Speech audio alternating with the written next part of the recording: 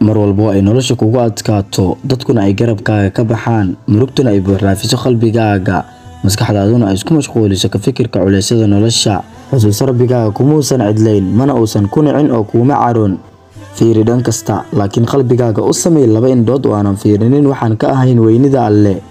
ka sheekay waxa aad doonto laakiin ka yeel qalbigaaga dhexdiisa carab aanan ku dhawaaqin waxaan ahayn xuska alle dhageyso dadka oo dhan laakiin ka samee qalbigaaga dhexdiisa maqal aanan dhageysan waxaan ka ahayn hadalka rabbi aad meesha aad doonto laakiin ka dhex qod qalbigaaga talaabooyin ku idlaada carshiga boqorka ogow humagyadu waa mugdi haddii aanad xusuusan isaga garaadkaaguna waa qaraab haddii aadan xusuusan magaca alle sidoo kale riyooyinkaaguna waa biyo fadhiisano wasakhaysan haddaba amiinta aad biyo fadhiisanadan ku dhex xusto allaha nool ee aan dhimanayn ayay noqonayaan webiyo ogow walaal adduunyadu waa takhasus aysan isku mashquulinin kuwa maciinbida eebbahooda